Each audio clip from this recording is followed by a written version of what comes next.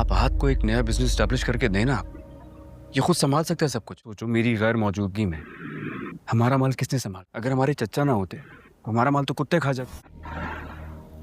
اس طرح کا بیہیویئر تھوڑی ڈیزرو کرتے ہیں یہ لوگ. بڑھائے کھڑا ہے، اس ہاتھ کو تھامو تو کھلا ہے. آپ دیکھ رہے ہیں ڈرامہ ورس، اور آج ہم بات کریں گے ڈرامہ شیر کی 31ویں قسط کے بارے میں. اس قسط نے کہانی کو مزید انٹینس کر دیا ہے اور ہر کردار اپنی زندگی کے سب سے بڑے امتحان سے گزر رہا ہے. قسط کا آغاز ہوتا ہے شیر زمان سے، جو اب پہلے سے زیادہ غصے اور سخت لہجے میں دکھائی دیتا ہے. اس کے چہرے پر طاقت کا غرور بھی ہے اور اندر کہیں بے بسی بھی، جیسے وہ اپنی زندگی اور رشتوں کے درمیان الجھا ہوا ہے. اس کے فیصلے اب صرف اس کے لیے نہیں بلکہ پورے خاندان کے لیے بھاری پڑ رہے ہیں. پھر ہم کریں گے ڈاکٹر فجر کی بات. ڈاکٹر فجر، جن کا کردار اس قسط میں اور زیادہ گہرا دکھایا گیا ہے، وہ اپنی دل کی کیفیت اور گھر کی ذمہ داریوں کے بیچ پھنس گئی ہیں. ایک سین میں ان کے تاثرات صاف بتاتے ہیں کہ وہ شیر زمان سے محبت تو کرتی ہیں، لیکن حالات نے انہیں اس کے خلاف کھڑا کر دیا ہے. آنکھوں کے آنسو اور کانپتی آواز ان کے دل کی ٹوٹ پھوٹ کو ظاہر کرتے ہیں. سمرہ کی بات کریں، یعنی کہ شیر زمان کی پھپھو، بھی اس قسط میں ایک اہم کردار ادا کرتی ہیں. اس کے فجر کے ساتھ مقابلے، لیکن وہ ہر منظر میں خاموش تماشائے نہیں بلکہ ایک مضبوط سہارا دکھائی دیتی ہیں. یعنی کہ وہ شیر زمان کا سہارا بنی ہوئی ہے. وہ بار بار خاندان کو بچانے کی کوشش کرتی ہیں کیونکہ اس کی شادی مخالف خاندان میں ہوئی ہے، لیکن حالات اتنے الجھے ہوئے ہیں کہ ان کی آواز بھی دب کر رہ جاتی ہے. قسط کے بیچ میں حمزہ سامنے آتا ہے، جو ہمیشہ شیر زمان کا قریبی ساتھی رہا ہے.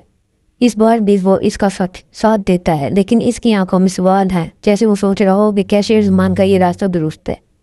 وفاداری اپنی جگہ ہے، مگر حمزہ کے اندر کی کشمکش قسط کو اور زیادہ دلچسپ بنا دیتی ہے. اس قسط کا سب سے طاقتور سین وہ ہے جب شیر زمان اور فجر آمنے سامنے آتے ہیں. ان دونوں کے بیچ زیادہ مکالمے نہیں، لیکن خاموشی سب کچھ کہہ دیتی ہے. شیر زمان کی آنکھوں میں غصہ اور ضد ہے، جبکہ فجر کے چہرے پر خوف اور بے بسی چھائی ہوئی ہے. یہ منظر ناظرین کو اندر تک ہلا دیتا ہے، کیونکہ دونوں ایک دوسرے سے جڑے ہوئے بھی ہیں اور الگ بھی. قسط کے آخر میں کہانی اپنے عروج پر پہنچتی ہے اور ایک آواز سنائی دیتی ہے، اب فیصلہ وقت کرے گا، ہم نہیں. یہ جملہ واضح کرتا ہے کہ اب کہانی ایک نازک موڑ پر ہے اور آنے والی قسط میں سب کچھ بدل سکتا ہے. اور ایک طرف شیر کے چاچا اور اس کے چاچا زاد دونوں بھائی اس کے خلاف سازشیں بنا رہے ہیں کہ ہم کامیاب ہو گئے ہیں، شیر ناکام ہو گیا ہے. 31ویں قسط نے ثابت کر دیا ہے کہ شیر صرف ایک عام ڈرامہ نہیں بلکہ ایک مکمل ایموشنل رولر کاسٹر ہے، جہاں طاقت، محبت، رشتے اور قربانی سب کچھ ساتھ ساتھ چل رہے ہیں. اگر ہم غور کریں تو یہ وہ لمحہ ہے جہاں شیر زمان کا کردار ڈوئل نیچر کا شکار نظر آتا ہے. ایک طرف وہ اپنی طاقت کو بچانا چاہتا ہے اور دوسری طرف اسے کھونے کا خوف پستا رہا اور فجر کے پیار میں مدہوش ہوا جاتا ہے. اگر فجر کی بات کریں تو کہانی دراصل اس سوال کو اجاگر کرتی ہے، کیا محبت اور عزت کو ایک ساتھ بچایا جا سکتا ہے یا نہیں. خاندان کے باقی لوگ بھی سامنے آتے ہیں قسط میں. کچھ شیر زمان کو سپورٹ کر رہے ہیں، کچھ اس کے خلاف سازشیں کر رہے ہیں. ہر کردار کا اپنا مقصد ہے اور یہ قسط کو مزید انٹینس بناتا ہے. یہاں ہم دیکھ سکتے ہیں کہ یہ ڈرامہ صرف ایک مرکزی کہانی نہیں بلکہ کوئی سب پلاٹ پر مبنی ہے جو ہر قسط میں نئے رنگ دکھاتے ہیں.